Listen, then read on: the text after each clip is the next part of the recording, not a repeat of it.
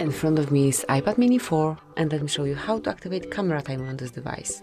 So let me show it from scratch, but first you need to open the camera app, and right here you've got the timer icon, so just mark it, pick 3 or 10 seconds delay. Let me go with 10 seconds.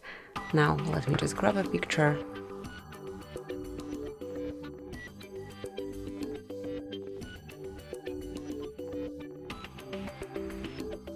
You will see the countdown and then the picture will be grabbed. And that's it, as you can see. And the picture has been grabbed. And now you can find it in the gallery. Here it is. Obviously, got it. Obviously, you can switch it to 3 seconds. And then whenever you would like to turn it off, just click on off. And this is it, that would be all. Thank you for watching. Please subscribe our channel and leave a thumbs up.